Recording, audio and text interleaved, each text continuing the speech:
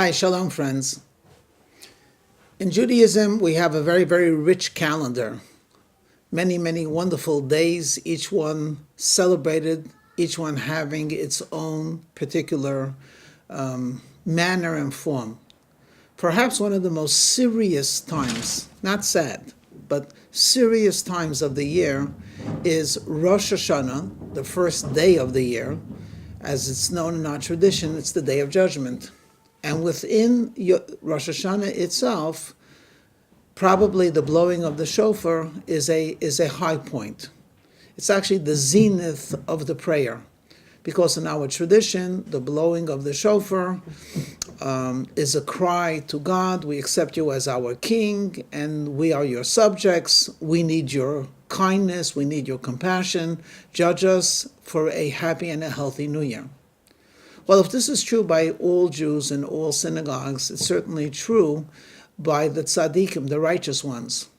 And in the court of Lublin, where the holy Choza of Lublin was reigning, as the master and teacher in his synagogue, the prayers were on a very high spiritual level, very, very intense.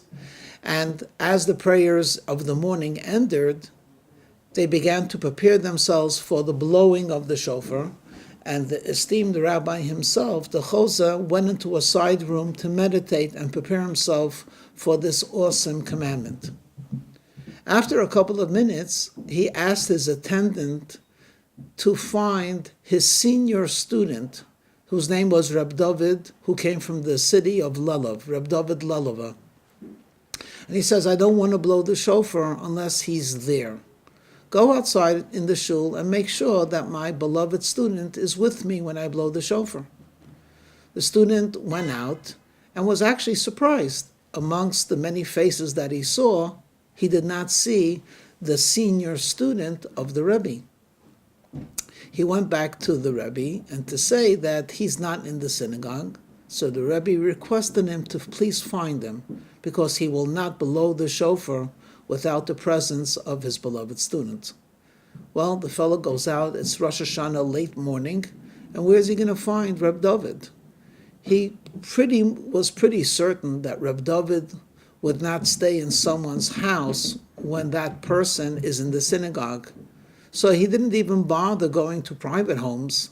But it occurred to him, maybe Reb David was stayed in the city hostel or the motel, the equivalent of a motel.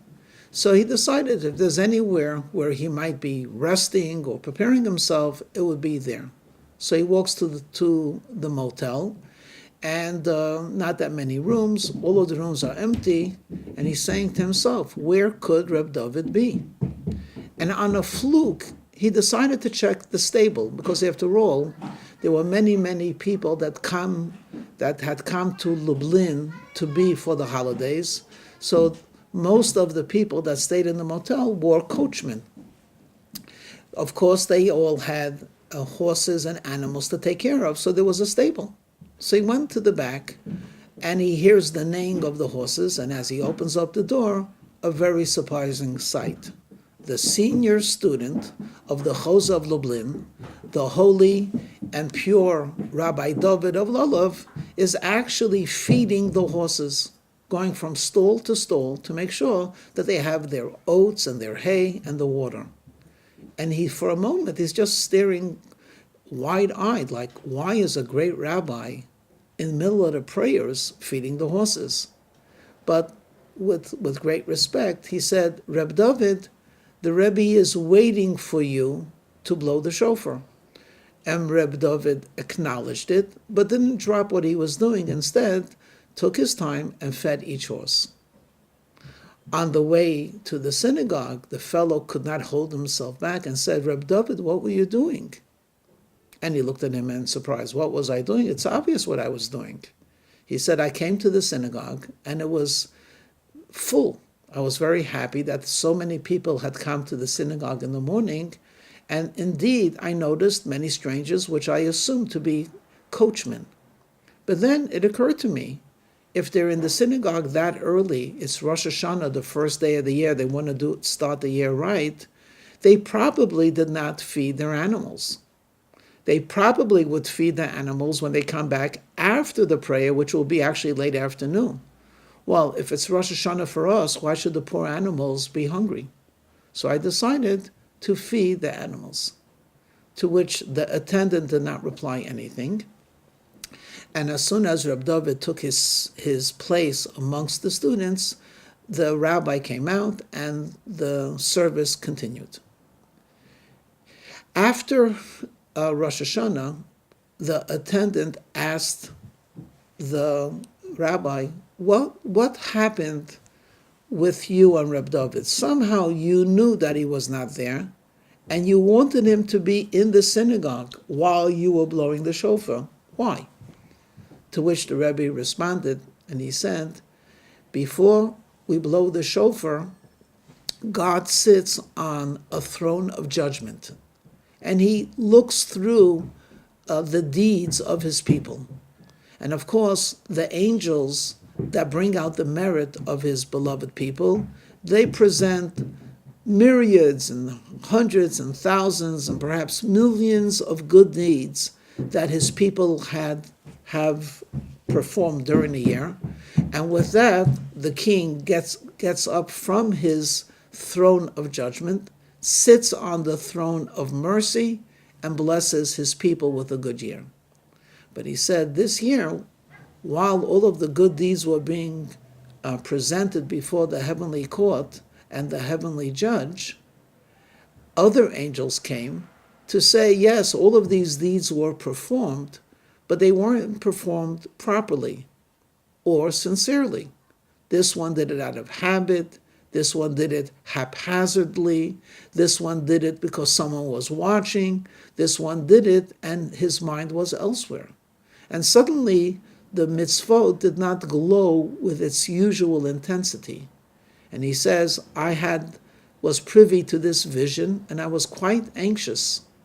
And then suddenly I saw a pure light emanating from a specific Jew, which I immediately was able to ascertain came from Reb David, my student.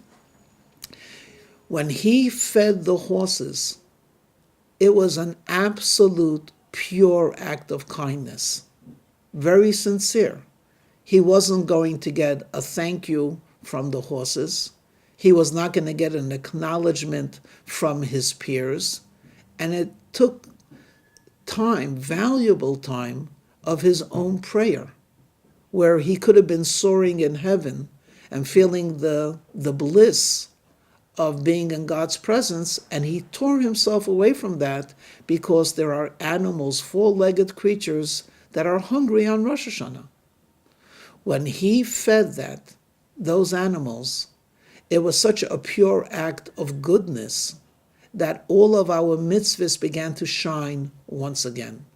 And with that, I was able to blow the shofar confident that the King of all kings will give us and bless us with a wonderful year. This story happened a little bit more than 200 years ago. It's in the Hasidic storytelling, and it really stands on its own. It doesn't need much commentary. Some of the lessons are obvious, but I'll share with you some of those lessons, even though they're obvious. For one, we often think about the big things and pay very little attention to what, in our estimation, are the small things. So on Rosh Hashanah, we go to the synagogue. That's a big thing. Feeding the animal, what's the difference if it's a couple of hours? We've been hungry before, so who thinks about how hungry a horse is? But actually, it's those small things that make the big things great. Another obvious lesson is that of all of the different deeds that we do to be godly, actually the act of being kind is outstanding, even amongst the godly acts that we do.